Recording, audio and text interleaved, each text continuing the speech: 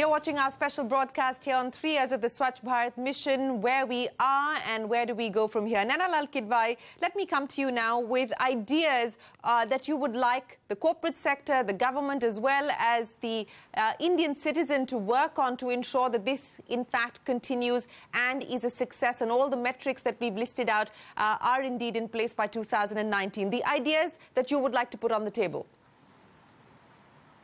Yeah. So Shereen, first let me tell you, Akshay Raut referred to the awards event. Well, the India Sanitation Coalition received one of the top awards at the event today. So I'm delighted to tell you that whatever we are doing, and a lot of it is to do with corporate engagement, is clearly being well received. Now, looking at what that engagement could look like, one of the areas as we look at the treatment of fecal sludge management, and the India Sanitation Coalition works really in that space of sanitation, not in solid waste management. So let me speak to that. That we have a huge gap in urban India in terms of how that waste is treated. With luck, a city will get to 50%. And the plan to get to 100% is really not even on our radar. So we need a solution, which indeed countries like Indonesia and Malaysia have already shown the way, where small plants, they cost 2 to 3 crores. They can cost more depending on how we engineer them, but they can be as low as 2 to 3 crores, which can treat 1 lakh citizens, and therefore what it works out to is about 800 rupees per capita per year in order to set the plant up, and 50 rupees per month to treat the waste. So the question that it really begs is, why have we not got a solution which says, to hell with these large, big sewage plants. It's good that we have them. You can keep building them. But we can't wait anymore. Let's get these small plants done. Yeah. In order to do it, the municipality has to have a plan. It has to allocate land, because land will be an issue. It has to maybe even mandate that it happens. But it has to provide an enabling environment where entrepreneurs will come forward. And it becomes a business proposition for these entrepreneurs to run these set-up plants and run these plants for resident welfare associations, for buildings, for clutches of SMEs as we go. Nobody is comfortable today engaging with the municipality because that eco-environment has not been created. The regulatory environment which protects the person who sets up the plant, so that the rules aren't changed on you midway, that you are left making the profit which you believed you would make when you started. So think of the entrepreneurs we could create, who would come into this whole fecal sludge management chain, who would ensure it's treated, we would pay for the service, and the good news is there could be money made from that waste, which they then make sure reaches the right point where it is treated and used as fertilizer, water is reused. So there are multiple such spaces where we could have corporate engagement, which would be small-scale corporate, entrepreneurs, and indeed take that forward. A second way that corporates are engaging, and it's one which we at the Sanitation Coalition are taking forward, is Swachhta Doots. Hindustan Unilever showed us the way they have a program where their factory workers go into the communities around the factory and talk about Swachhta and show the way. It's a very simple app, 1 hour training to the worker. They feel really good about doing this in the community. Every factory, every company can embrace this program and ensure that their workers go out and talk about this in the communities around them. And that messaging is done by the corporate in a manner which rewards these workers in a very simple way. It's done on their personal time, and it's such a small thing, but we create a movement as corporates. But an effective thing. No, you're right. You're right. So 2 ideas there from Naina Lal Kidwai, Swachhta Doots, as well as hell with large sewage plants, get entrepreneurs in to set up small sewage plants and treat that. But Poonam Bir, your big idea here on the program before we start to wrap. I think that the mindset change is very critical. We are finding educated people feel that they shouldn't touch waste. And if you compare our culture with Japan, Japan cleans up after a stadium of a match, right? We have a problem there, and if we don't address that problem very creatively, it's not going to go away. And we found recently, we did a interesting project. We're trying to also get our heads around what will bring that ownership.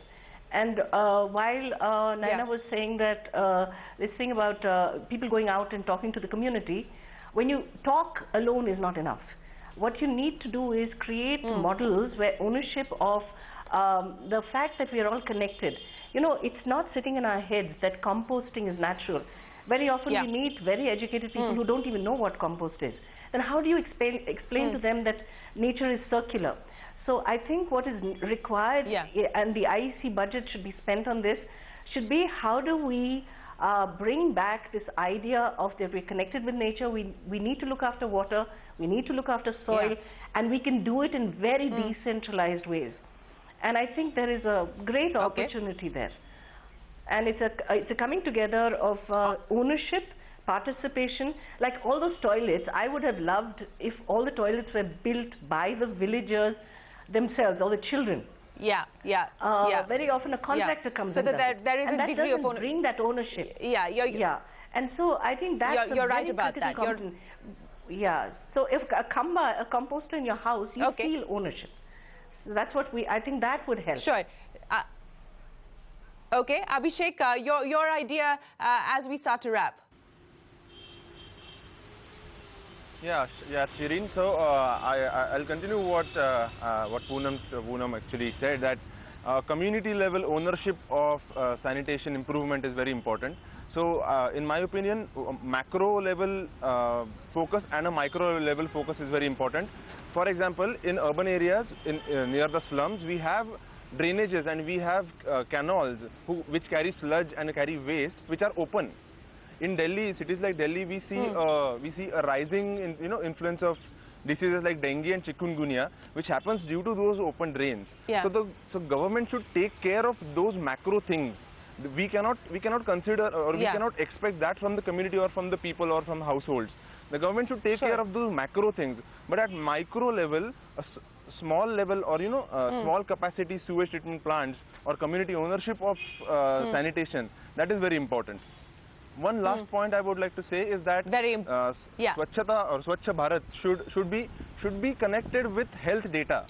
We have a lot of health data, district-wise health data with us from the National Family Health Survey, which tells us that our health indicators are worse than Bangladesh, which means that we have a lot to cover up.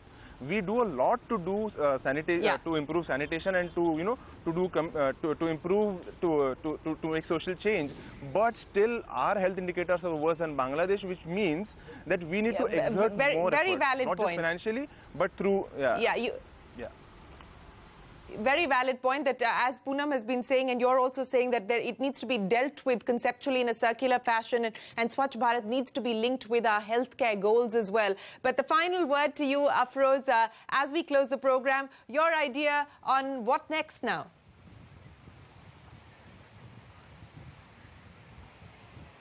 Shereen, I am a very firm believer that, this narrative about government, policies, rules, regulation, data, they mean nothing if you don't find your beaches clean and your water bodies clean.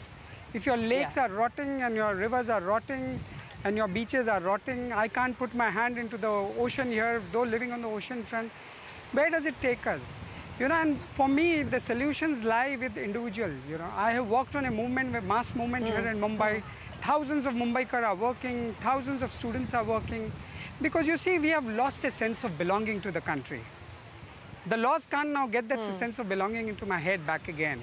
We feel my house is my own and the rest belongs to somebody else. So if you have, take for example, I'm a lawyer. Now you have solid waste management rule, plastic waste management rules. I'll tell you, there's a wonderful concept of extended producer's responsibility, where the guy who produces the plastic must pick it up. And here I'm sitting at the beach with thousands of small packages of multinational companies. Is anybody enforcing the law at the ground level? It's not happening. 70 years have happened for our independence. We dabble in statistics and we dabble in saying this one is great. And when you come actually on your road, you start seeing litter. You come on your beach, you start. So then the narrative should be individuals must own up and take a responsibility. Shereen, I give you an example. Get two citizens in the chair instead of calling politicians on the debate and ask them that, okay. I didn't have any politicians. That's the reason I didn't have any politicians on the debate. Afroz. Afroz, which is why I didn't have any politicians on the debate. No, I would love if you... I would love if you get a citizen on the chair and ask him your weekly program and what have you done for your environment. The eyes will come down. Well, I think that's a good idea. That is a good idea. And about the courts, about money, about... Fair point. Okay, I'll take you up on that, Afroz. Each citizen owns up for what he's doing. You know, I'll just give you a statistics of what we have done when we owned up. 100 yeah. Okay, I would love it, Shereen. 102 weeks of cleanup, 7.8 million kg off my beach. Did any law tell me to do it? Or did any law tell to these thousands of Mumbaikars, school kids, citizens? I am trying to work on the mindset. Once you get your sense of belonging right, and when you get your thought process right, that this is my ocean, this is my water body, this is my country, it will work. Then the laws add on to it. Yes, you know, the policies add on right, to it. Afroz, and I would have loved to continue this conversation. Unfortunately, we're out of television time, but we will continue to engage with each one of you and take this conversation forward. Thank you very much for sharing real ideas, tangible ideas on what can be done to address the priorities of the Swachh Bharat mission. Nainalal Kidwai, Poonam Bir, Abhishek Wagmare and Afroz Shah, thanks very much for joining us here on CNBC TV18. From all of us here, goodbye. Thanks for watching.